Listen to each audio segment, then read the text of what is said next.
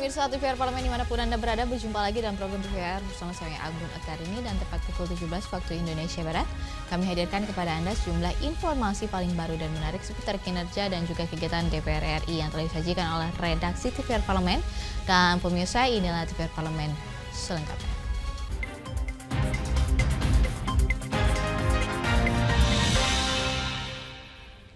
Menteri Keuangan mengajukan suntikan PMN senilai 6,1 triliun untuk 4 BUMN dan Bank Tanah. Di sini juga 4 BUMN tersebut mencakup KAI, Inka, Pelni, dan juga Hutama Karya. Komisi 11 DPR RI mendorong penambahan PMN bagi Pelni untuk menghindari timbulnya dampak inefisiensi karena UMR Armada milik Pelni sudah lebih dari 30 tahun. Menteri Keuangan mengajukan suntikan PMN senilai 6,1 triliun rupiah untuk 4 BUMN dan Bank Tanah. 4 BUMN tersebut mencakup KAI, Inka, Pelni, dan Hutama Karya. Komisi 11 DPR RI mendorong penambahan PMN bagi Pelni untuk menghindari timbulnya dampak inefisiensi karena umur armada milik Pelni sudah lebih dari 30 tahun. Pada Komisi 11 DPR RI pagi tadi, Direksi Pelni menyebutkan PMN sebesar 500 miliar rupiah untuk pembelian 1 unit kapal penumpang baru yang akan menggantikan 1 dari 12 kapal penumpang milik Pelni karena sudah melewati masa pakai atau umur teknis. Melihat dampak inefisiensi yang akan timbul akibat kondisi tersebut, Wakil Ketua Komisi 11 DPR Fatan setuju dengan pengajuan PMN untuk Pelni, bahkan jika perlu, Kemenkyu menambah PMN bagi Pelni demi menjamin kelangsungan aksesibilitas dan konektivitas masyarakat antar pulau secara aman saat menggunakan moda transportasi laut. Fasilitas publik sudah sangat tua sehingga kita kepingin kalau perlu kita tambah lagi. Saya kira kurang cukup kalau hanya 0,5 triliun.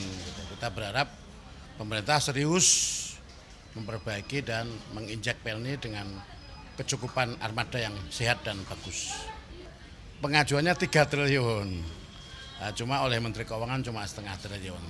Tapi teman-teman tadi semua saya kira sepakat bagaimana pemerintah memberikan porsi yang lebih besar lagi untuk Pelni karena transportasi publik. Selain mengandalkan PMN untuk mengatasi kekurangan kapal penumpang, Komisi 11 DPR RI menyarankan Pelni menyisihkan laba perusahaan dan berinvestasi pada kapal penumpang baru dengan membuat roadmap pembiayaan dan usaha keuntungan.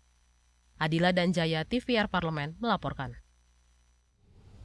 Panitia Kerja atau Panja Pembiayaan Pendidikan Komisi 10 DPR RI kembali menyerap masukan dan aspirasi dari publik.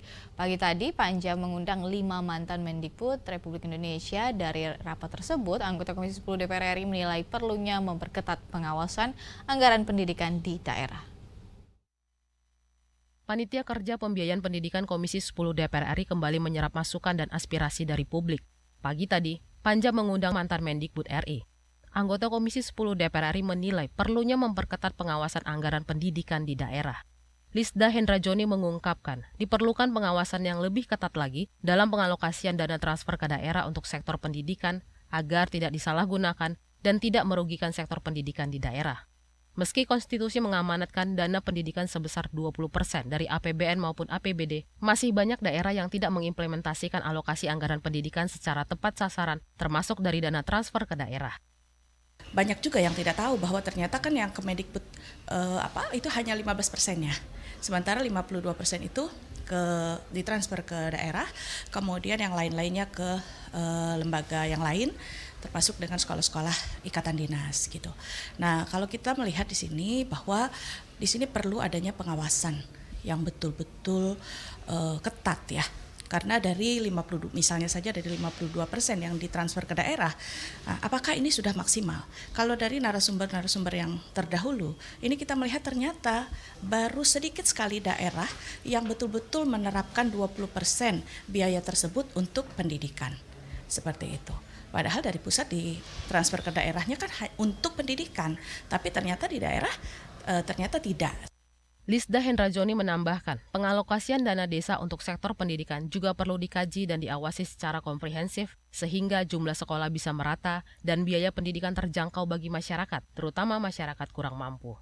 Samuel dan Julian, TVR Parlemen, melaporkan.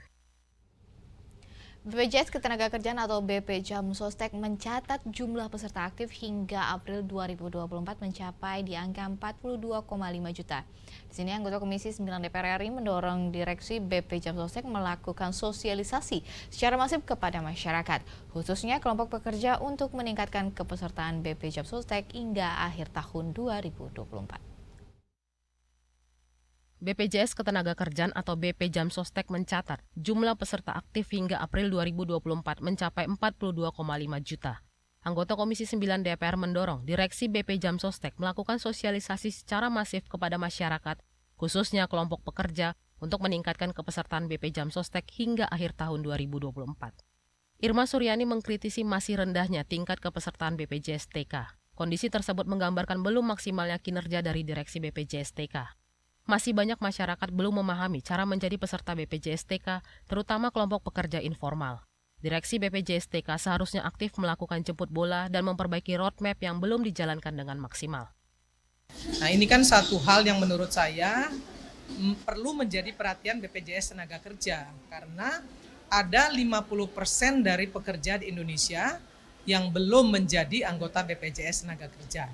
Nah, kenapa ini menjadi keprihatinan kita di Komisi 9? Karena banyak manfaat yang harusnya diterima oleh pekerja tidak bisa diterima karena mereka tidak menjadi anggota BPJS Tenaga Kerja. Nah, ini kan merugikan sebenarnya, karena kan ini namanya program JKN ya, jaminan sosial, harusnya seluruh rakyat Indonesia itu bisa menjadi anggota. Nah, bagaimana cara menjadi anggota, itulah tadi yang saya kritisi. Jadi nggak boleh juga kemudian BPJS Tenaga Kerja itu hanya menerima gitu ya.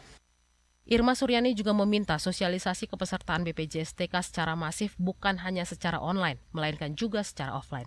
Dengan begitu, masyarakat bisa mengetahui dengan baik manfaat kepesertaan BPJS TK dan lebih memahami perbedaannya dengan BPJS Kesehatan. Rifki dan Tegar, TVR Parlemen, melaporkan. Badan Karantina merupakan salah satu pihak yang bertugas menjaga pintu masuk dan keluarnya hewan, ikan, dan tumbuhan di sejumlah daerah. Badan ini otomatis menjamin komoditas hayati dan juga hewani di Indonesia bebas dari hama penyakit. Kami hadirkan informasi sesaat lagi, tetap bersama kami TVR 17.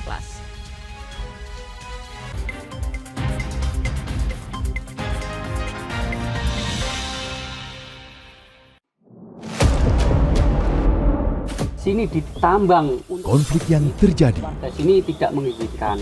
masalah yang tersisihkan menjadi kesenjangan sosial. Ya namanya rakyat kecil gak bisa apa-apa, mau komplain juga gak didengar. Sebab apa? Itu menyangkut isi perut kami semua. Bagaimana memutus keterbatasan untuk didengar? Jadi kalau misalnya masyarakat sudah merasa tidak lagi ada yang memperjuangkan aspirasinya, maka masyarakat memang sangat berhak untuk meminta dewan yang mewakili mereka di parlemen. Kami menyusuri batas-batas peristiwa, mengurai berbagai polemik yang terjadi, meluruhkan suara-suara marginal, menjadi nyata dalam setiap aspirasi, melaksanakan tugasnya sebagai wakil rakyat. Saksikan Aksi Dewan setiap hari Senin dan Rabu pukul 10.30 waktu Indonesia Barat, hanya di TVR Parlemen. DPR RI memiliki fungsi diplomasi dalam menjalankan politik luar negeri sesuai dengan pasal 116 Undang-Undang MD3. Kontribusi aktif BKSAP DPR RI memainkan peranan penting dalam memenangkan persaingan global melalui IPU, IPA, IPPF, AIPA, dan PUIK. BKSAP memiliki komitmen yang tinggi dalam krisis kemanusiaan dunia. Fungsi diplomasi dijalankan untuk mendukung upaya pemerintah dalam melaksanakan politik luar negeri.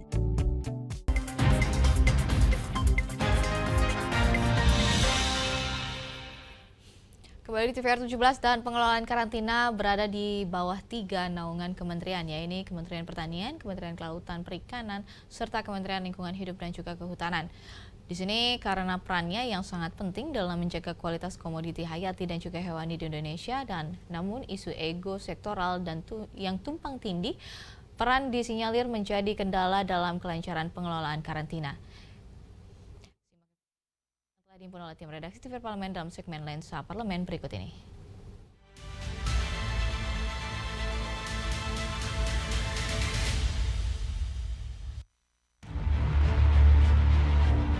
Badan Karantina merupakan salah satu pihak yang bertugas menjaga pintu masuk dan keluarnya hewan, ikan, dan tumbuhan di sejumlah daerah. Badan ini otomatis menjamin komoditas hayati dan hewani di Indonesia bebas dari hama penyakit. Maka dari itu, 3 kementerian ikut terlibat dalam peran karantina, yaitu Kementerian Pertanian, Kementerian Kelautan Perikanan, serta Kementerian Lingkungan Hidup dan Kehutanan. Namun isu ego sektoral dan tumpang tindih peran disinyalir menjadi kendala dalam kelancaran pengelolaan karantina. Oleh karenanya, DPR RI mendukung upaya peleburan tugas dan peran karantina menjadi satu Badan Karantina Indonesia. Sebagaimana hal itu diamanatkan Undang-Undang Nomor 21 Tahun 2019 tentang karantina hewan, ikan, dan tumbuhan, pemerintah kemudian melanjutkan amanah itu melalui penerbitan Peraturan Presiden Nomor 45 Tahun 2023 tentang Badan Karantina Indonesia. Anggota Komisi 4 DPR RI Endang Setiawati menyambut baik pembentukan Badan Karantina Indonesia. Menurutnya, kehadiran Badan Karantina Indonesia dapat mencegah terjadinya dualisme kewenangan yang dapat menghambat proses karantina hewan, ikan, dan tumbuhan. Endang menyoroti persoalan SDM serta laboratorium karantina yang diharapkan dapat mudah diserah-terimakan ke Badan Karantina Indonesia. Melihatnya sebetulnya sangat bagus sekali supaya tidak ada dualisme proses ya. Nah, tapi yang kita khawatirkan ada ego sektoral di masing-masing kementerian. Nah, setelah dilebur ini semoga terutama aset-aset lab ya. Karena lab itu tidak bisa pindah begitu saja. Menginstalasi lab itu sangat sulit. Satu, dari lokasinya, yang kedua peralatannya, yang ketiga SDM-nya. Nanti kalau dipindah-pindah itu biasanya jadi masalah. Tak hanya soal aset, Wakil Ketua Komisi 4 DPR RI Budi Setiawan menekankan pentingnya sinergitas peran dalam Badan Karantina Indonesia. Struktur Kementerian Kelautan Perikanan ini ada Badan Pengendalian Mutu gitu yang sampai saat ini memang diperlukan keberadaannya. Nah, ini juga sedang dijalin sinergitas antara Badan Pengendalian Mutu yang ada di KKP ini dengan Badan Karantina, sehingga peralatan yang nantinya diperlukan, aset-aset yang nantinya diperlukan oleh kedua belah pihak ini bisa dimanfaatkan secara sinergis tanpa perlu mengganggu fungsi pelayanan dan juga fungsi perlindungan di border yang dilakukan oleh Badan Karantina. Badan Karantina Indonesia diharapkan dapat bekerja lebih efisien dan efektif dalam mengendalikan impor dan ekspor produk pertanian dan perikanan, sehingga ada peningkatan pelayanan karantina di Indonesia.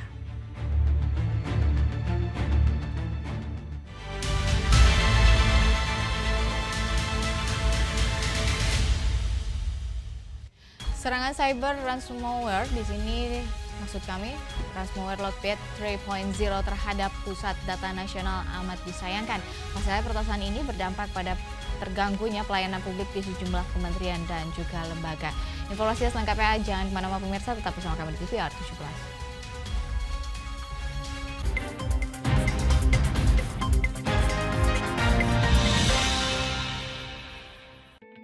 Selamat datang di Biro Pemberitaan Parlemen. Anda memasuki kawasan zona integritas menuju wilayah bebas dari korupsi atau WBK dan wilayah birokrasi bersih dan melayani atau WBBM. Biro Pemberitaan Parlemen berkomitmen penuh untuk mewujudkan wilayah bebas korupsi dan wilayah birokrasi bersih dan melayani. Komitmen kami, pejabat dan jajaran memiliki komitmen tinggi untuk mewujudkan WBK dan WBBM melalui reformasi birokrasi, khususnya dalam hal pencegahan korupsi dan peningkatan kualitas pelayanan publik. Kedua, bebas dari korupsi dengan terwujudnya wilayah bebas korupsi atau WBK, yang artinya bebas dari KKN, gratifikasi dan dari segala bentuk pungutan liar atau pungli. Terakhir, pelayanan prima dengan terwujudnya wilayah birokrasi bersih melayani, yaitu dengan meningkatnya kualitas pelayanan publik dan tercapainya kepuasan masyarakat terhadap pelayanan.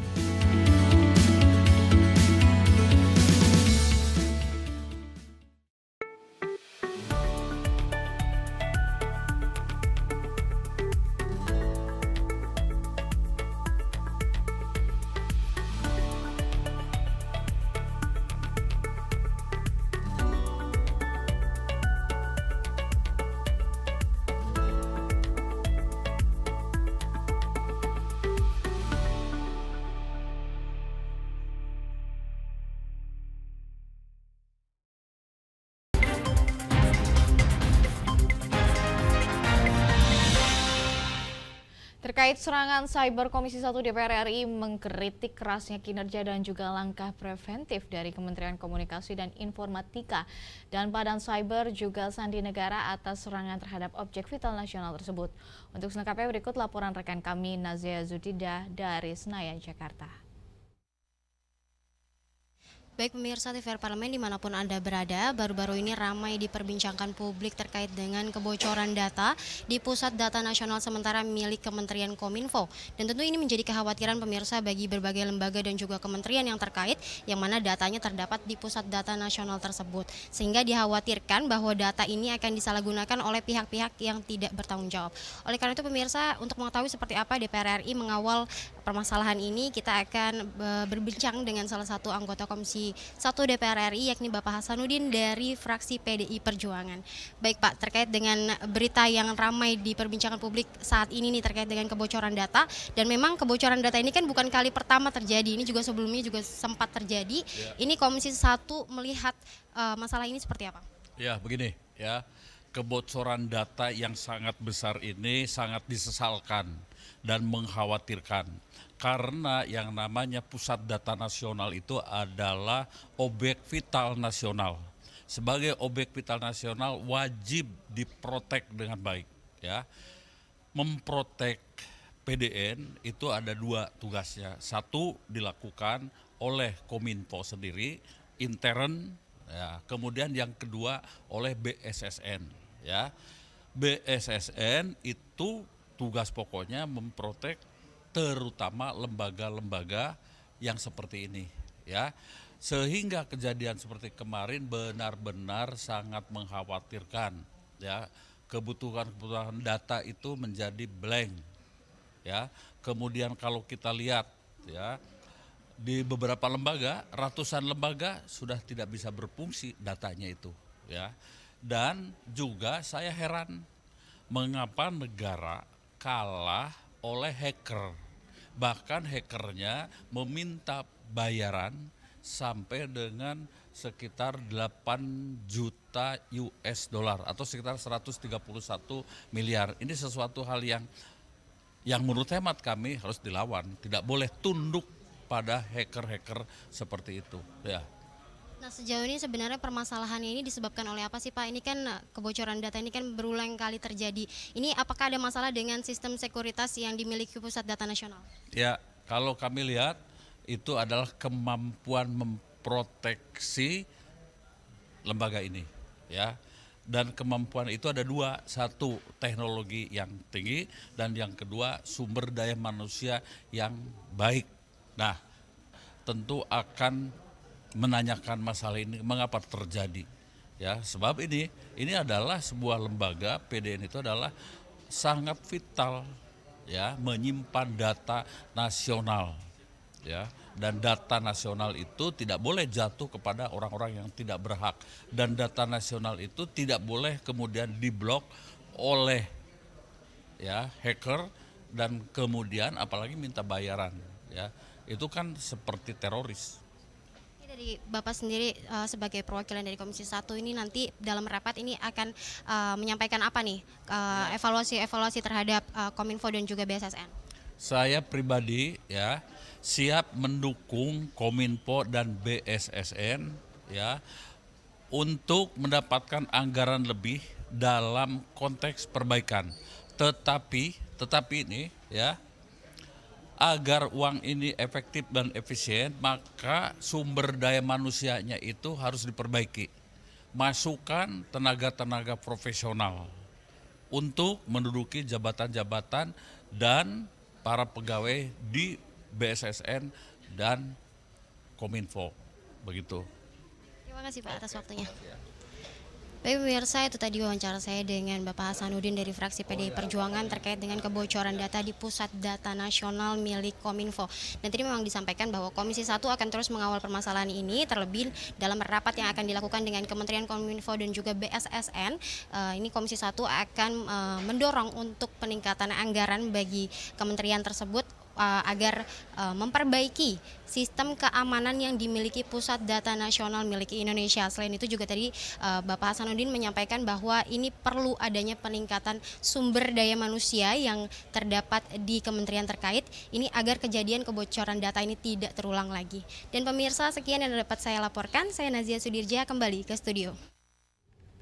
Selanjutnya pemirsa, apa saja yang menjadi topik perbincangan di media online nasional pada hari ini? Usai jeda, tetap bersama kami di TVR 17.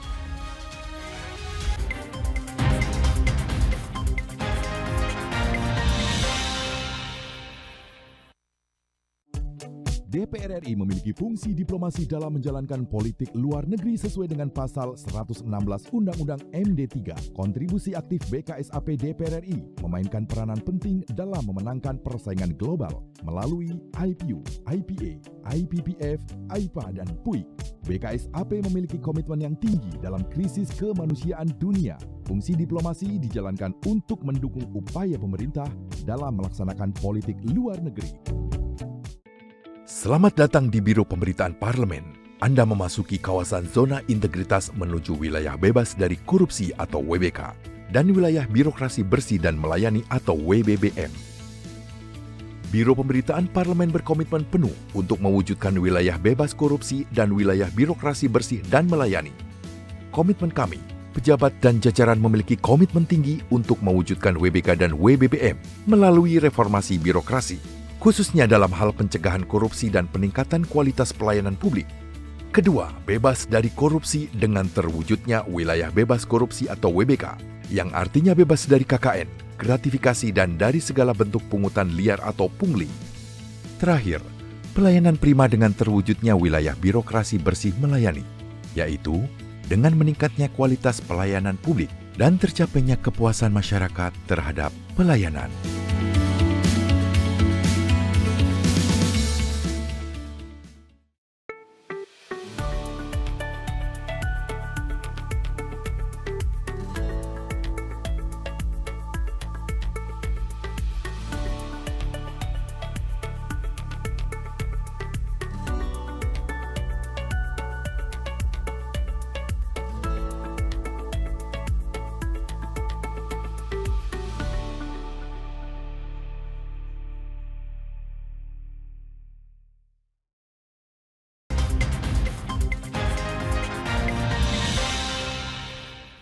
Kembali bersama kami di TVR 17 dan pemirsa TV Parlemen. Kali ini kita masuk ke segmen media online nasional. Simak isu apa saja yang menjadi sorotan media serta tanggapan dari sejumlah anggota Dewan bersama rekan kami Dadi Ramadan.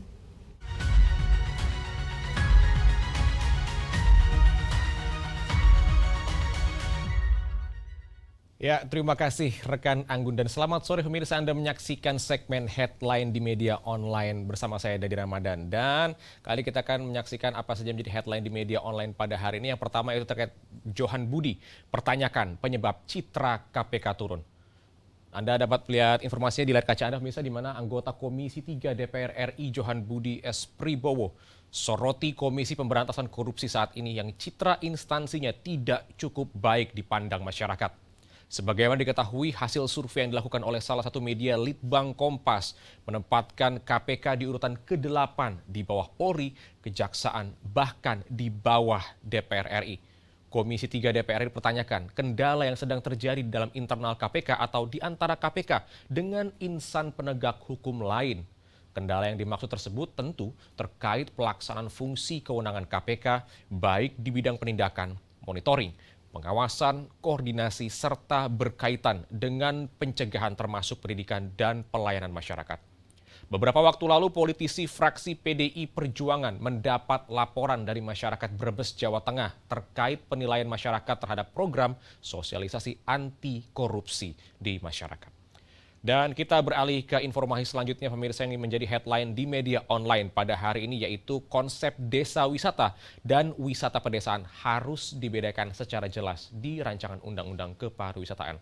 Informasinya dapat Anda saksikan di layar kaca Anda, di mana tim panja rancangan undang-undang kepariwisataan Komisi 10 DPR RI melakukan kunjungan kerja legislasi ke Politeknik Pariwisata Denpasar, Bali.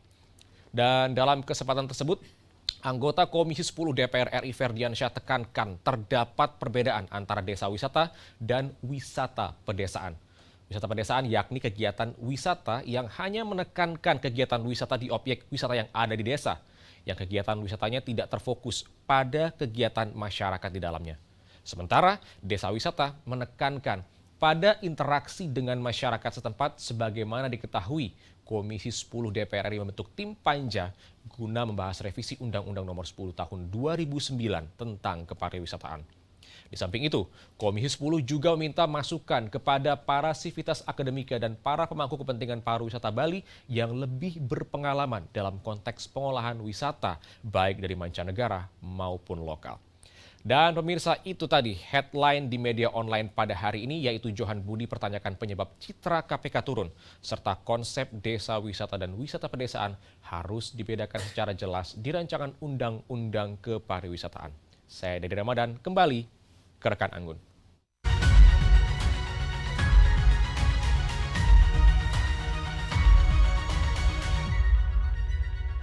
Terima kasih rekan Dadi yang telah menyampaikan sejumlah update sorotan dari media online nasional pada hari ini. Segmen media online tadi sekaligus menutup program TVR 17 edisi sore hari ini. Saya Anggun Oktarini beserta seluruh kru TVR Parlemen yang bertugas mengucapkan terima kasih dan pamit undur diri dari hadapan Anda. TVR Parlemen, referensi Indonesia.